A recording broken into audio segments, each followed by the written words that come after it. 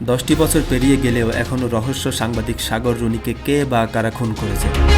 স্পর্শকাতর এই মামলা নিয়ে দেশবাসীর আগ্রহ থাকলেও মামলাটিতে গতি আনতে পারছে না তদন্তকারী সংস্থা। আদালতের কাছে 85 বার সময় নিয়েও প্রতিবেদন জমা দিতে পারেনি র্যাব। দীর্ঘ সময় পেরিয়ে গেলেও হত্যার বিচার তো দূরে থাক, দোষীদের শনাক্ত করতে না পারায় হতাশ স্বজন ও সাংবাদিক সমাজ। সরকারের সদিচ্ছার অভাবে তদন্ত থমকে আছে বলে অভিযোগ তাদের। 2012 সালের 11 ফেব্রুয়ারি রাজধানীর পশ্চিম রাজাবাজারের ভাড়া বাসায় খুন হন মাছরাঙা টেলিভিশনের বার্তা সম্পাদক সাগর সারোয়ার ও এটিএন বাংলার সিনিয়র রিপোর্টার মেহেরুন রুনি।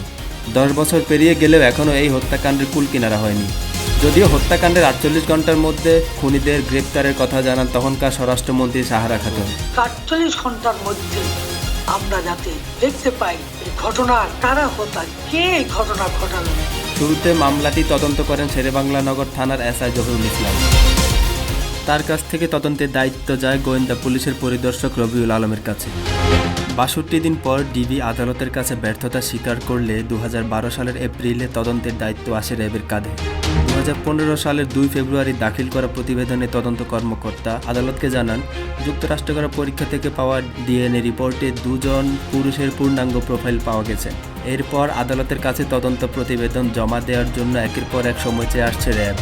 সবশেষ চলতি বছরের 24 জানুয়ারি তদন্ত প্রতিবেদন জমা দেওয়ার দিন ধার্য ছিল। তা দিতে না পারায় আবারও 23 ফেব্রুয়ারি নতুন দিন ধার্য করেন বিচারক।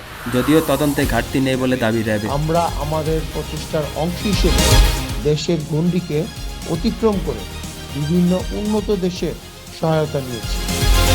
আমরা ইউএসএতে ডিএনএ পরীক্ষা করেছি। এই বিষয়ে আমাদের আরও কাজ অব্যাহত রয়েছে।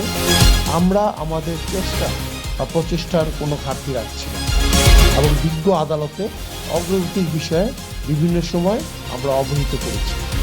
রাষ্ট্রের পাবলিক প্রসিকিউটর আবদুল্লাহর প্রত্যাশা, বছরের পর বছর ঝুলে না রেখে সঠিক বিচারের জন্য দ্রুতই প্রতিবেদন জমা দিবে সংস্থাটি। আমি এটা ব্যর্থতা বলবো না, তো তারা এটা চেষ্টা করছে যে এটা ক্লুটা বের করার জন্য, কারা এই ঘটনার সাথে সম্পৃক্ত আছে এটা বের করার জন্য। অবশ্যই যখন একদম ফাইনালি যখন জিনিসটা যে কিছুই না পাওয়া যায়, একসময় তো এটা তো একদম যুগের পর যুগ তো আর আমাদের চলবে না, তখন তো এটা একটা শেষও হবে। অর্থাৎ তারা শেষ মুহূর্তে হয়তো এটা তারা বের করতেও পারে। এদিকে ন্যায় বিচার পাওয়ার আশা অনেকটা ছেড়েই দিয়েছেন নিহতের পরিবার। সবসময় মনে হয় যে বিচার কোনোদিন পাই, কিন্তু যেভাবে চলছে তাতে মানে বিচার পাওয়া তো মানে কোনো রিজনই নেই আমাদের, বরঞ্চ মানে বিচার দেওয়া নিয়ে আমাদের সাথে মস্করা করা হচ্ছে।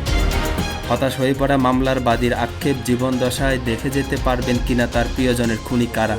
9-10 বছর আগের ঘটনা, এটা থেকে তো খুবই সহজেই প্রতীয়মান হয় যে বিচার দেওয়ার ন্যূনতম ইচ্ছে নেই, বা এটা কারোর সাথে জড়িত সেটাকে তারা বের করতে।